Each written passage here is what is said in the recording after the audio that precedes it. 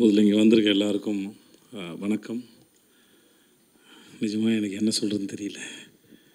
என் படம் நான் கூட எதாவது பேசுவேன். நான் பெற்ற பிள்ளையை பற்றி என்ன பேசுன்னு தெரியல.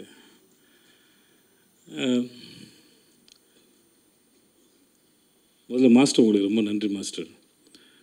இது எங்கே ஆரம்பிச்சதே தெரியல. 2019 எனக்கு கதை சொன்னார். அப்போது பண்ணுறா இருந்தது. அப்புறம் அது நடக்காமல் போயிடுச்சு. அப்புறம் ஒரு ஃப்ளைட்டில் மும்பையிலேருந்து வரும்போது 2 பேர் எதாச்சும் சந்தித்து பேச ஆரம்பித்தோம். ரொம்ப நாட்கள் சந்திச்சதுனால நான் என் குடும்ப புகைப்படங்கள்லாம் அவருக்கு காமிச்சிட்டு இருந்தேன். அவர் ஃபேமிலி ஃபோட்டோலாம் நாங்கள் பார்த்துருந்தோம். அப்புறம் ஜவான் ஷூட்டில் அவனை பார்த்தாப்புல.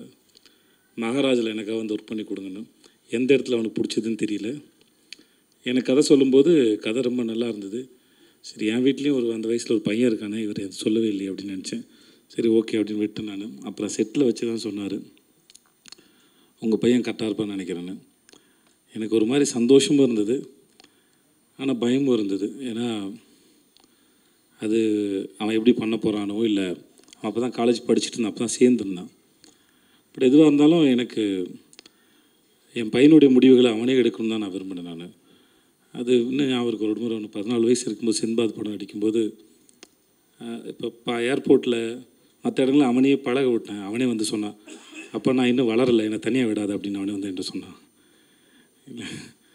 இல்லைடா, அது பழகிடும்னு நான் நினச்சேன்.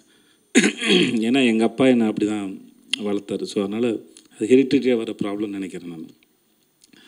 ஸோ இந்த விஷயத்தை அவனே ஹேண்டில் பண்ண தான் நினச்சேன். ஸோ அவனும் கதை கேட்டான். மாஸ்டர் சொன்னாங்க, ரொம்ப பிடிச்சிருக்குனாங்க. இப்படி தான் இது ஆரம்பிச்சது. மற்றபடி அதுக்கப்புறம் நாங்கள் 2 பேர் எதுவும் படத்தை பற்றி பெருசாக பேசிக்கல. ஏன்னா நிறையா பிறந்தது நிறையா பேசியிருக்கோம். வாழ்க்கையை பற்றி பேசியிருக்கோம், படிப்பை பற்றி பேசியிருக்கோம், நிறையா பேசியிருக்கோம் 2 பேரும். நான், என் பொண்ணு, என் பொண்டாட்டி. சில சமயம் எங்கள் வீட்டில் உட்காந்து பேசுகிறது வந்து 1 மணி நேரம் கான்வர்சேஷனாக ஓடும்.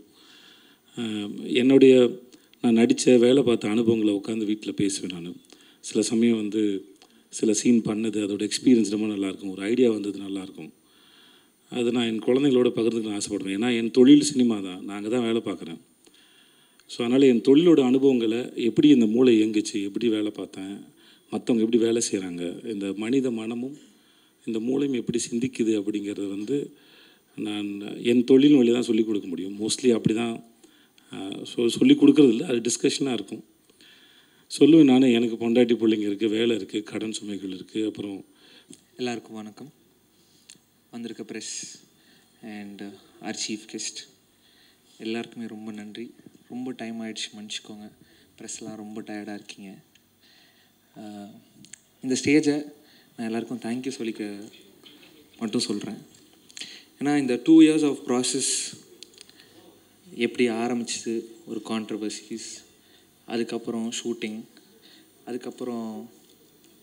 அதுக்கப்புறம் நடந்த பிரச்சனைகள், படம் ரிலீஸ் ஆகாமல் ஒரு பெரிய போன கேப்பு, இது எல்லாமே ஒவ்வொன்றுத்துலேயும் ஒன்று கற்றுக்கிட்டு ஒவ்வொன்றுத்தையும் லெசனாக எடுத்துக்கிட்டு அது போகிறதில் எனக்கு ரொம்ப சந்தோஷமாக இருந்துச்சு.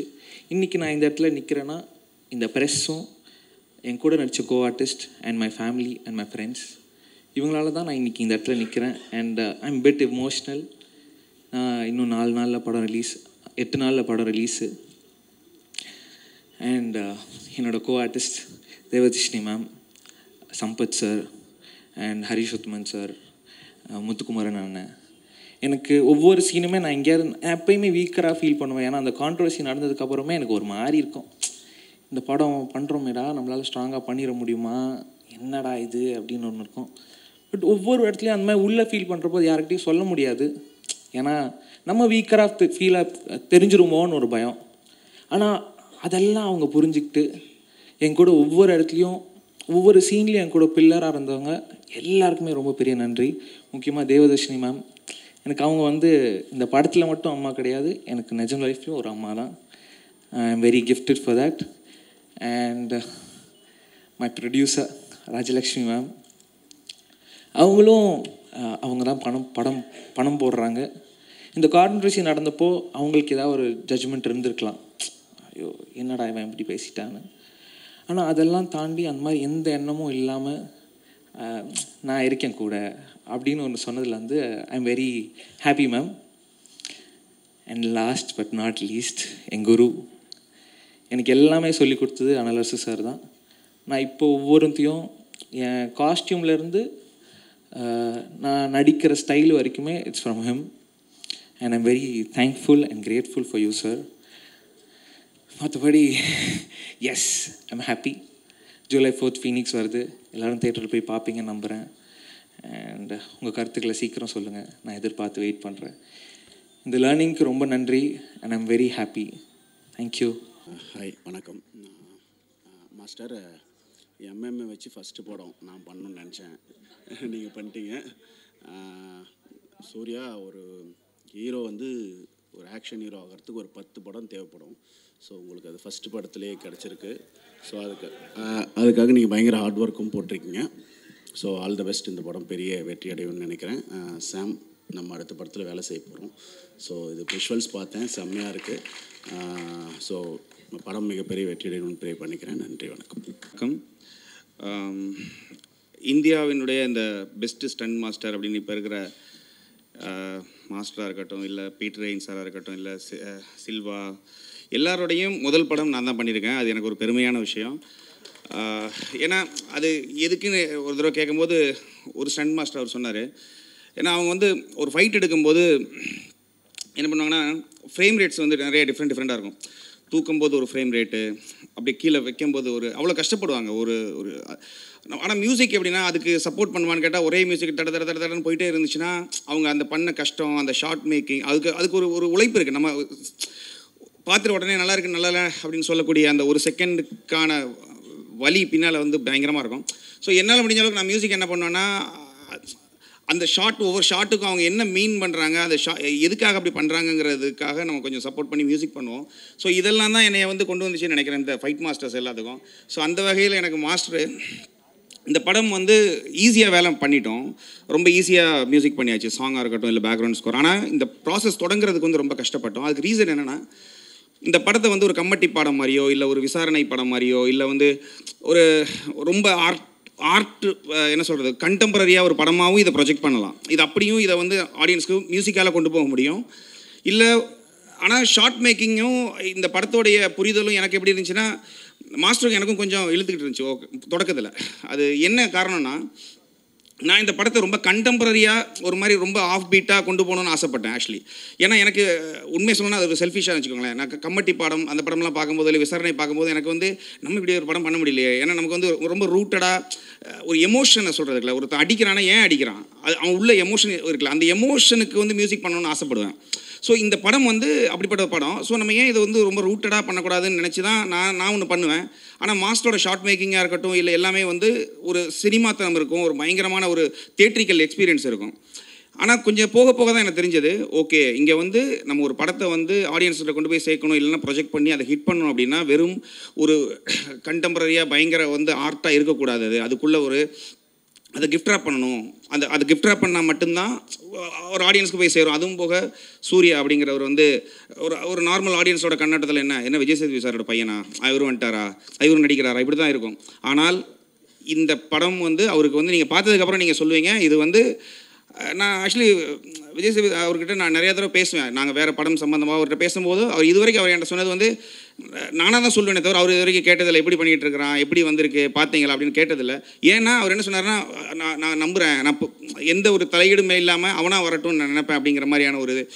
ஆனால் எண்டாவது தடவை படம் பார்த்து முடிக்கும்போது நான் அவர்கிட்ட கால் பண்ணி சொன்னேன், கன்ஃபார்மாக அவனுக்கு வந்து என்ன சொல்கிறது நடித்த மாதிரி இருக்காது. இந்த படத்தில் எல்லாருமே அப்படி தான், எல்லாருமே நடித்த மாதிரியே இருக்காது. அதுக்கு ரீசன் என்னென்னா, சில கதை வந்து அப்படி எடுத்துக்கிறோம். இந்த கதை ஏன் இவ்வளோ இதாக சொல்கிறேன்னா, ஒரு படம் இருக்குது ஆக்சுவலி மலையாளத்தில் தொண்டி முதலும் ரிக்ஷாக்ஷின்னு ஒரு படம் இருக்குது. அதில் நடித்த போலீஸ்காரங்க எல்லாமே ரியலாகவே போலீஸ்காரங்க, அவங்க யாருமே நடிகர்கள் கிடையாது.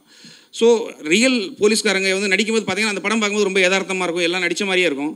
ஆனால் ஏதோ தப்பு பண்ணுறாங்கன்னு தெரியும், அது தப்புங்கிறது தப்பாக தெரியாது, ரொம்ப யதார்த்தமாக ஃபீல் ஆகும். ஸோ இந்த கதையும் அப்படி தான், இந்த கதை எல்லாரையுமே நடிக்க வச்சிருச்சுன்னு தான் நான் சொல்லுவேன். இது வந்து அனுபவம் இருக்கணும் அப்படிங்கிற நடிகர்களே தேவையில்லை, எல்லாரும் பெர்ஃபார்ம் பண்ண மாதிரியே இருக்கும். ஸோ இதில் நடித்த எல்லா நடிகர்களுக்கும் எல்லாருக்குமே நான் இதில் அவங்களுக்கு நான் என்ன சொல்கிறது தேங்க் பண்ணணும். ஏன்னா இந்த மாதிரி ஒரு படம் எனக்கு கிடைச்சதுக்கு. ஸோ இந்த படம் வந்து ஒன்ஸ் இதை கண்டெம்பரரியாக பண்ணக்கூடாது, அது கூட கொஞ்சம் கிஃப்ட் ராப் பண்ணி இதை வந்து ஒரு கமர்ஷியலாக பண்ணணும்னு முடிவு பண்ணதுக்கப்புறம் இந்த படத்துக்குள்ளே நமக்கு வந்து, ஏன்னா என்ன பண்ண போகிறோம்னு யோசிக்கிறதுக்கு தான் டைம் எடுக்கும், பண்ணுறதுக்கு ரொம்ப ஈஸியாக தான். ஸோ இந்த படம் பண்ணி முடிக்கும்போது நமக்கு ஒரு ஆத்ம திருப்தி கிடச்சிச்சு. இந்த படம் வந்து என்ன சொல்கிறது, சிவா சார் சொன்ன மாதிரி எனக்கு என்னுடைய கரியரில் நான் பண்ணிட்டு இருக்கிற படங்களில் இது ஒரு முக்கியமான படமாக இருக்கும். பாட்டு அப்புறம் எல்லோரும் வழக்கமாக என்னென்னா ஒரு பேக்ரவுண்ட் ஸ்கோர் நல்லா பண்ணுறதுனால என்னென்னா சாம்சிஎஸ் அப்படின்னா பேக்ரவுண்ட் ஸ்கோர்னு ஒரு முத்திரை குத்திடுறாங்க. பட்டு எல்லா படத்துலையும் பாட்டு இருக்குது, எல்லா பாட்டும் நல்லா தான் இருக்கும். பட்டு அதுக்கு பின்னால் ஒரு என்ன சொல்கிறது, ஒரு அரசியல் இருக்குதுன்னு நான் நினைக்கிறேன். ஆக்சுவலி அது ஹிட் பண்ண வைக்கணுங்கிறது இருக்குது. நான் வந்து வெறும் பாட்டு மட்டும்தான் பண்ணுறேன், அதை ஹிட் பண்ணதுக்கு என்ன பண்ணணும்னு யோசிக்க மாட்டேன்னு நினைக்கிறேன். வருங்காலங்கள் அதையும் யோசிப்பேன். இந்த படம் பண்ணதில் எனக்கு மிகப்பெரிய ஒரு சந்தோஷம் இருக்குது. என்னென்னா மாஸ்டர் மாதிரி ஒருத்தர், அவர் ஒரு நல்ல கிரியேட்டர். ஆக்சுவலி என்னென்னா இந்த படம் வந்து ஒரு டைரக்டர் வந்து வழக்கமாக கான்ட்ராக்ட் ஒர்க்கோ இல்லை ஒரு படம் பண்ணுறது ஒரு ப்ரொடக்ஷனுக்கு வந்து ஒரு இன்னொரு படம் பிஸ்னஸாக அப்படியெல்லாம் இல்லாமல் இது வந்து அவருடைய ஒரு என்ன சொல்கிறது, அவருடைய ஒரு லட்சியமாக இதை பண்ணுறாரு. இது வந்து வெறும் ஒரு படமாக இல்லது, அது ஒரு ப்ளஸ் தான். ஏன்னா அவங்க மிஸ்ஸஸ் அவங்களே ப்ரொடக்ஷனாக இருக்கிறதுனால ஒரு ஃப்ரீடம் இருந்தது, இந்த படத்தை செதுக்க முடிஞ்சது. தப்பாக இருக்கிறதுனா கூட கொஞ்சம் நாள் டைம் போனாலும் பரவாயில்ல, கொஞ்சம் நல்லா ஒர்க் பண்ணலாங்கிற அந்த ஒரு இது. ஸோ ரெண்டாவது படம் பார்க்கும்போது ரொம்ப திருப்தியாக இருக்குது. நம்ம பண்ணிட்டு இருக்கிற பட வரிசையில் ஃபீனிக்ஸ் வந்து எனக்கும் ஒரு பேர் வாங்கி கொடுக்கும் பெருசாக.